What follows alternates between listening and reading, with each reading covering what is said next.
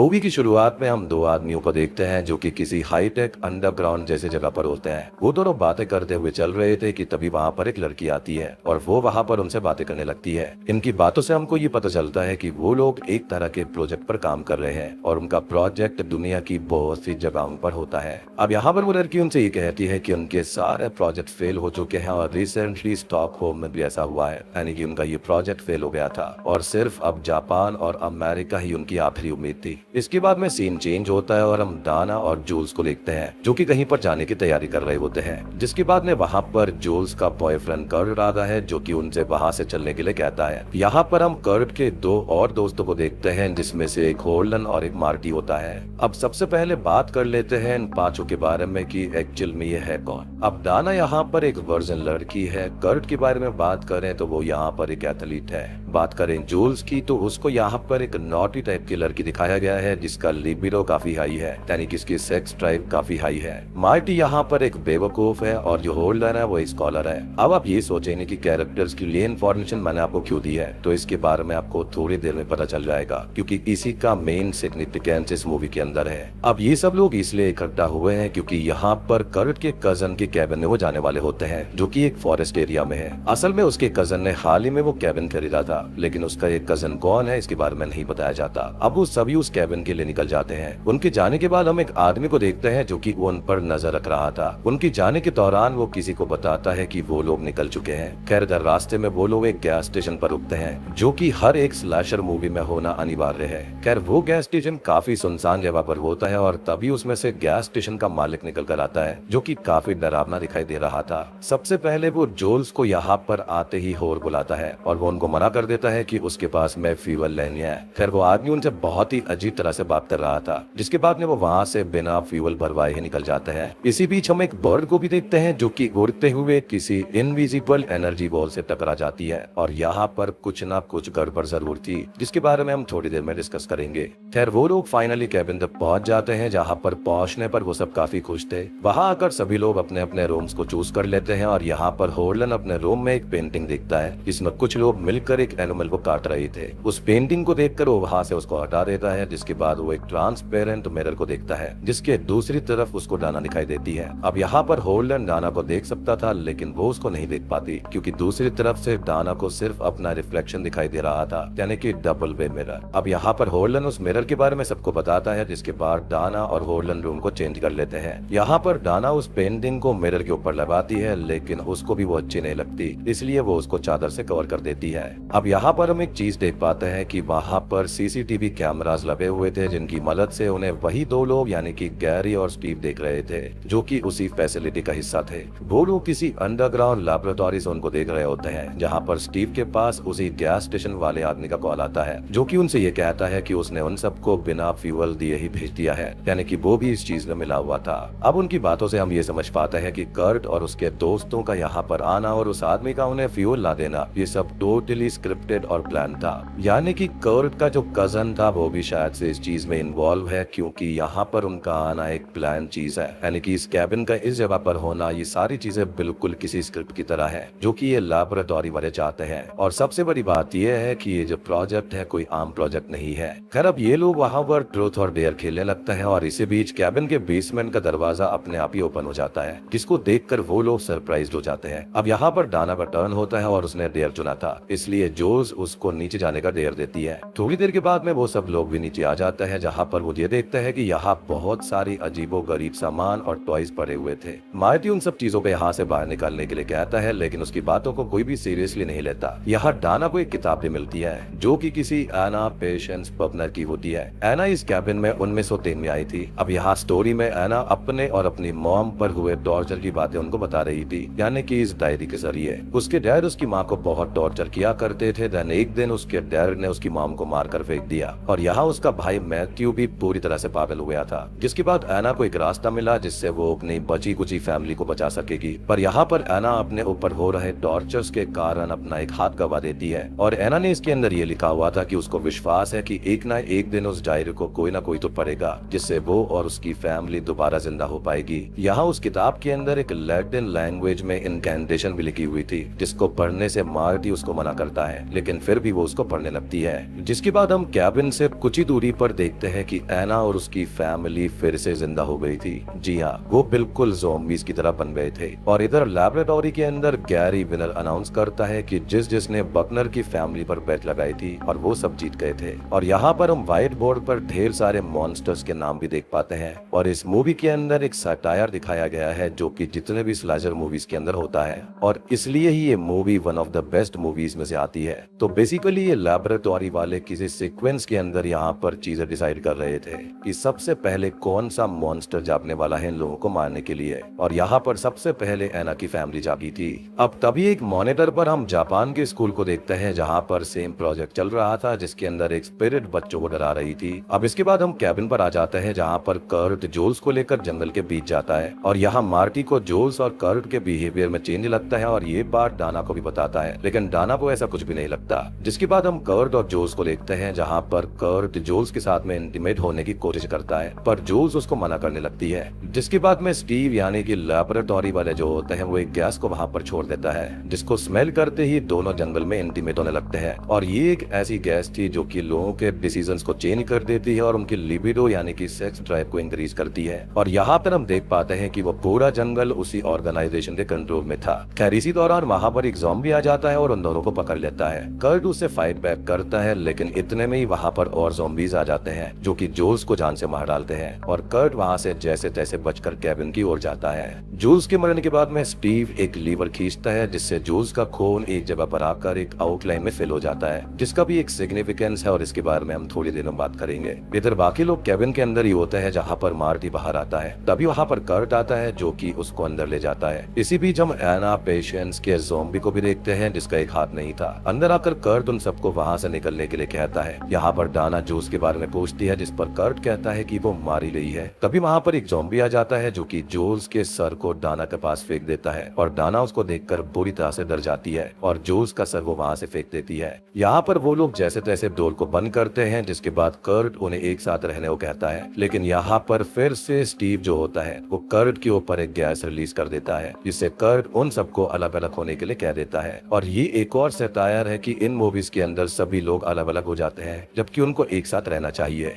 यानी कि जो लैबोरेटरी वाले हैं ये चाहते हैं कि ये सभी अलग अलग हो जाएं। अब मार्टी एक रूम में आता है जहाँ पर उसको वही छुपा हुआ एक कैमरा दिखाई देता है। इसी बीच वहाँ पर एक ज़ॉम्बी आ जाता है जो कि मार्टी को बाहर ले जाता है। अब यहाँ मार्टी उससे फाइट बैक करने की कोशिश करता है, लेकिन वो ज़ॉम्बी उसको जंगल के अंदर ले जाता है। जिसके बाद में उसका क्या होता है हमको नहीं पता। खैर उसके बाद स्टीव लीवर खींचता है, जिससे दूसरी आउटलाइन भी फिल हो जाती है। पर यहाँ पर वो भी मारा गया है। फिर हम डाना को देखते हैं जिसको ज़ॉम्बीज ने घेर लिया था, लेकिन तभी वहाँ पर होल्डन आ जाता है और उसकी हेल्प कर देता है और वो दोनों ही बेसमेंट में चले जाते हैं। जहाँ पर आगे बढ़ने पर होल्डन को एक ज़ॉम्बी पकड़ लेता है, जिसके बाद में डाना उस ज़ॉम्बी को पाइप से मारती है, जिससे वो होल्डन को छोड़ देता है। अब डाना उस ज़ॉम्बी को कई बार स्टैब कर देती है, जिससे वो वहीं पर ढेर हो जाता है। जहाँ पर दूसरी तरफ से कर्ट आता है और उनको बाहर ले जाने लगता है। यहाँ कर्ट और वो दोनों वैन में बैठकर वहाँ से निकलने लगते हैं। लेकिन इधर हम वही प्रोजेक्ट होता हुआ जापान में भी देख पाते हैं, जहाँ पर बच्चे मिलकर उस स्पिरिट पर एग्जॉर्सिज्म करते हैं, जिससे कि वो स्पिरिट एक फ्रॉग बन जाती है और जापान में हो रहा उनका प्रोजेक्ट फेल हो जाता है। यानी कि अब ये अमेरिका वाला प्रोजेक्ट पास होना यानी कि सही होना जरूरी था। अब इधर वो लोग टनल के रास्ते से बाहर निकलने की कोशिश करते हैं, पर अंडरग्राउंड ऑर्गेनाइजेशन वाले उस टनल को गिराकर ब्लॉक कर देते हैं। अब वहाँ से निकलने का कोई भी रास्ता नहीं था। कर्ट उन दोनों से ये कहता है कि वो बाइक की हेल्प से इस पार से उस पार तक जंप कर सकता है, और यहाँ पर कर्ट उन्हें बताता है कि उसने इससे भी बड़ी जंप कर रखी है। जिसके बाद कर्ट वहाँ से जंप लगाने के लिए तैयार हो जाता है और वो उन दोनों को प्रॉमिस करता है कि वो जरूर पुलिस की हेल्प लेकर आएगा ताकि वो उनकी मदद कर सके। जिसके बाद कर्ट वहाँ से जंप करता है, लेकिन आपको याद होगा कि एक चिड़िया थी जो कि इनविजिबल वॉल से टकराकर मारी गई थी, और वो भी उसी सेम इनविजिबल एनर्जी वॉल से टकरा जाता है और नीचे खाई में गिर जाता है और कर्ट की मौत हो जाती है। अब यहाँ पर आपने शायद से एक चीज नोटिस करी होगी कि जितने भी 5 लोग हैं ये किसी सीक्वेंस में मर रहे हैं और इनकी सबकी जो मौत है वो भी एक खेल की तरह बनाई गई है। तो यहाँ पर ये कोई ना कोई कहानी बुनी जा रही है जो कि एंड में काफी भयानक है। अब ये सब देखकर वो दोनों ही बहुत ही ज्यादा दुखी और सरप्राइज हो जाते हैं, जिसके बाद में वो वैन में बैठकर दूसरी तरफ जाते हैं, जहाँ पर वैन के अंदर एक ज़ॉम्बी पहले से ही मौजूद होता है और वो होल्डन को मार देता है, जिस वजह से वैन डिसबैलेंस होकर लेक में गिर जाती है। लेकिन डाना वहाँ से जैसे तैसे करके स्विम करके बाहर आ जाती है।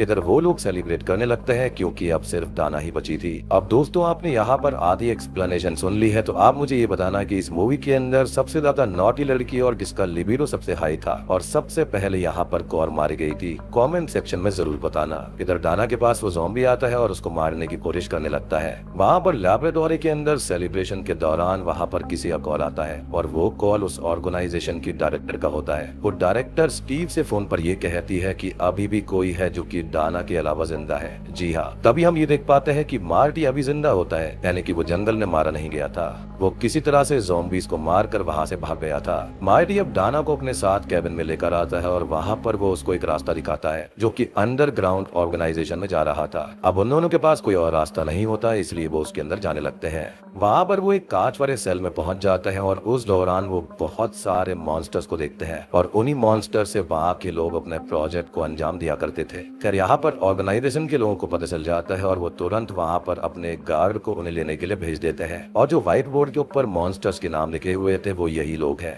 यानी कांच के अंदर जो मॉन्स्टर कैद है वहीं पर उनका नाम लिखा हुआ था। वहाँ पर वो गार्ड आता है जिसको मार्टी मारकर बेहोश कर देता है, जिसके बाद वो उसकी गन ले लेता है। अब यहाँ पर उन्हें एक आवाज आती है जो कि वहाँ की डायरेक्टर की आवाज थी। वो उनसे कहती है कि वो लोग चुने गए हैं और जो भी वो उनके साथ कर रहे हैं वो उनकी मजबूरी है। यहाँ पर वो ये भी कहती है कि उनका ये करना जरूरी है ताकि वो जमीन के नीचे रहने वालों को खुश कर पाए। जी हाँ, यानी कि ये काम वो किसी और के लिए कर रहे हैं जो कि हायर डेटीज हैं। अब यहाँ पर हमको कुछ कुछ बातें समझ आती हैं। असल में वो पांचों लोग एक ऑफरिंग थे और वो किसके लिए थे वो आपको पता चल जाएगा। यानी कि ये पूरी की पूरी चीज जो है वो एक तरह की रिचुअल है जो कि हर जगह फेल हो चुकी है, इंक्लूडिंग जापान। और जापान के अंदर 5 लोग नहीं चाहिए बल्कि शायद से बच्चे चाहिए, तभी वहाँ पर बच्चे मौजूद थे। लेकिन शायद से वहाँ पर ये जो बच्चे थे वो मॉन्स्टर्स को हराने में कामयाब हो गए थे, जिसकी वजह से ये रिचुअल फेल हो गया और अब यहाँ पर ये अमेरिका वाला ही रिचुअल बचा हुआ है। खैर, यहाँ मार्टी और डाना एक कंट्रोल रूम में छुप जाते हैं और अब वहाँ पर बहुत सारे गार्ड्स गन के साथ आ जाते हैं जो कि उनके ऊपर शूट करने लगते हैं। फिर डाना वहाँ पे कंट्रोल रूम के सारे बटन्स को दबा देती है जिससे उस जगह पर सारे मॉन्स्टर्स आजाद हो जाते हैं जो कि सभी गार्ड्स को मार देते हैं और वो पूरी जगह ब्लड बाथ में कन्वर्ट हो जाती है। हम देख पाते हैं कि उस पूरी ऑर्गेनाइजेशन में सारे मॉन्स्टर्स वहाँ के लोगों को मार रहे थे। यहाँ मार्टी और डाना उनसे बचते हुए आगे बढ़ते हैं। तो एक बात तो आप यहाँ पर समझ गए होंगे कि एक पैरेलल काइंड ऑफ यूनिवर्स है जहाँ पर ये सारे मॉन्स्टर्स रियल हैं जो भी हमको स्लैशर और हॉरर मूवीज के अंदर दिखाए गए हैं। खैर, इधर स्टीव और गैरी भी अपने आप को बचाने की कोशिश करते हैं, लेकिन स्टीव यहाँ पर मारा जाता है,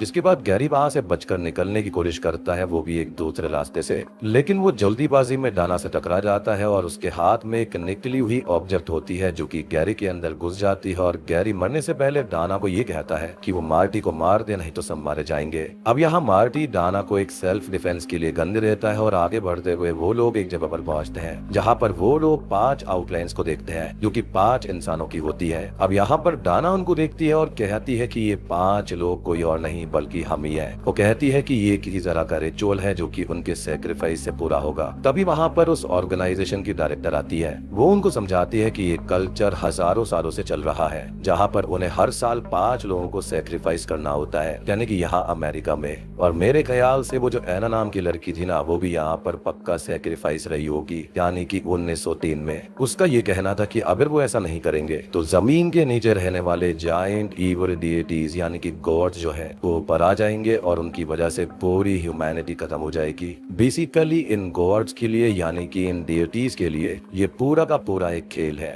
जिसके चलते उनको सेक्रीफाइस मिलते रहते हैं और उनका एंटरटेनमेंट होता रहता है। वो कहते हैं ना, जो इविल होता है जितना डर होता है उनको उतना मजा आता है। बिल्कुल वही बात है। और एक बात मैंने आपको पहले भी कही थी कि ये जो मूवी है वो जितनी भी हॉरर और स्लैशर मूवीज बनी है उनका एक सटायर है। वो ये बोलती है कि उन लोगों को चुना गया है और सबसे पहले इस रिचुअल के अंदर एक होर का मरना जरूरी है जो कि जोज को रिप्रेजेंट करता है। और मैंने इसलिए ही आपको इन 5 की इंफॉर्मेशन दी थी और यहाँ पर यही रीजन है कि सबसे पहले वही मरी थी क्योंकि वो एक होर थी। और एक स्पेसिफिक बात ये कि वो इंटीमेट हो ही नहीं चाहिए थी, यानी कि वो खाली उस मूड में होनी चाहिए और उसके हल्के से कपड़े ऊपर होने चाहिए, तभी वो होर वहाँ पर कहलाएगी। अब बात करें यहाँ पर दूसरी तीसरी मौत के बारे में, तो किसी भी सीक्वेंस में हो सकती है, जो कि यहाँ पर एक एथलीट की कर्ट की हुई थी, तीसरे पर एक स्कॉलर था जो कि होरलन था, और उसके बाद में एक बेवकूफ होगा जो कि मार्टी था, और उसका मरना जरूरी है। यानी कि उन चारों की डेथ यहाँ पर फिक्स थी, और यहाँ पर डाना सैक्रिफाइस ना भी हो तो भी चलेगा, क्योंकि डाना वहाँ पर वर्जिन थी, यानी कि प्योर थी, और इसी रीजन से वो यहाँ पर जा सकती थी,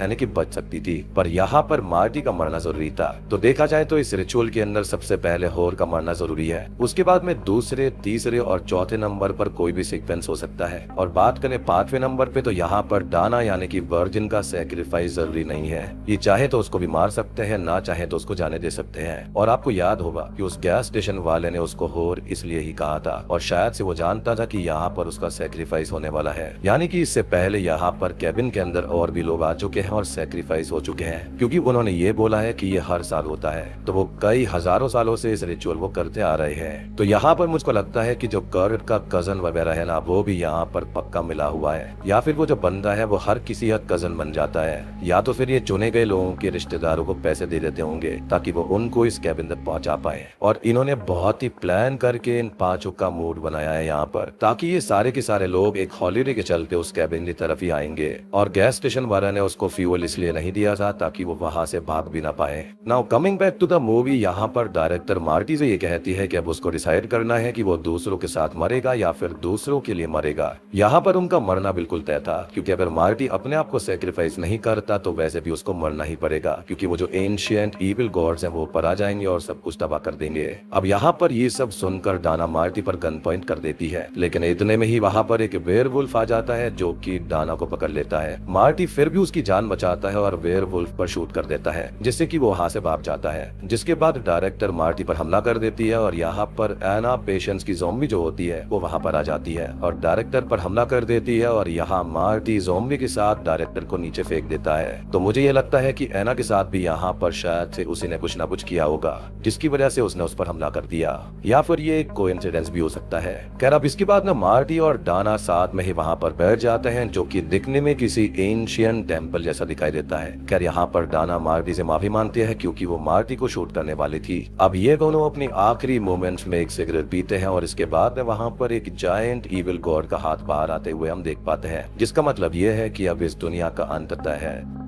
इसी के साथ में ये मूवी यहीं पर खत्म हो जाती है। तो दोस्तों, ये थी cabin in the woods movie की कहानी। उम्मीद करता हूँ कि आपको ये क्लासिक हॉरर मूवी पसंद आई होगी, जो कि मेरी पर्सनल फेवरेट्स में से एक है, और मैं रिकमेंड करूंगा कि आप इस मूवी को जरूर देखना। आपको इसको देखने में बहुत ही ज्यादा मजा आएगा। अब इस मूवी के अंदर हमको एंशिएंट गॉड्स दिखाए गए हैं जो कि जमीन के नीचे रहते हैं। यहाँ पर एंशिएंट गॉड्स अर्थ पर रूल करना चाहते थे, और उन्हें रोकने के लिए ऑर्गेनाइजेशन वाले लोग 5 लोगों का सैक्रिफाइस दिया करते थे, यानी कि सिर्फ अमेरिका वाले हिस्से में। बाकी जगह के लिए अलग अलग रिचुअल्स थे, जिसका सिंपल सा रीजन था कि वो जमीन के नीचे ही रहें और बाहर ना आ पाए। और इस ऑर्गेनाइजेशन का ये मानना था कि 5 लोग सैक्रिफाइस हो जाए, लेकिन पूरी ह्यूमैनिटी खत्म नहीं होनी चाहिए। अब इस मूवी के अंदर ऑर्गेनाइजेशन वाले डायरेक्टर हमको ये बताती है कि वो ऐसा हर साल करते हैं ताकि ये रिचुअल सक्सेसफुल हो जाए और एंशिएंट गॉड्स धरती पर आकर हमला ना करें। अब यहाँ पर ये जो रिचुअल्स था वो सालों से चलते हुए आ रहे थे। अब यहाँ पर डायरेक्टर की जो पहली वाली पीढ़ी थी शायद से वो भी यही करती होगी, जिसके बाद ये जिम्मेदारी डायरेक्टर पर आ गई। अब जैसे जैसे जनरेशन आगे बढ़ी वैसे वैसे टेक्नोलॉजीज का इस्तेमाल भी होने लगा, और इसी रीजन से वो ऑर्गेनाइजेशन इतनी हाईटेक थी। वो लीवर के जरिए जो वहां पर एक खून का पॉन टाइप का भर रहा था, वो इस रिचुअल का ही पार्ट था, जो कि एक सीक्वेंस में होना चाहिए, जो कि मैंने आपको बता दिया है। अब सवाल ये था कि वो सारे मॉन्स्टर्स आए कहां से थे, जिसका सिंपल सा आंसर ये है कि ये जो मूवी है वो किसी पैरेलल यूनिवर्स में हो रही है, जहां पर जितने भी हॉरर और स्लैशर मूवी के मॉन्स्टर्स वगैरह हैं वो यहाँ पर दिखाए गए हैं, जो कि रियल में है। और मेरे ख्याल से ये सारे के सारे जो मॉन्स्टर्स हैं वो इन इविल एंशिएंट गॉड्स के पपेट्स भी हो सकते हैं, जो कि ह्यूमंस को भेंट में मिले होंगे ताकि वो उनके एंटरटेनमेंट में हेल्प कर पाए। तो दोस्तों, ये थी the cabin in the woods movie की कहानी और थ्योरीज। उम्मीद करता हूँ कि आपको ये एक्सप्लेनेशन पसंद आई होगी। पसंद आई है तो वीडियो को लाइक कर देना, चैनल पर नए हैं तो सब्सक्राइब कर लीजिए।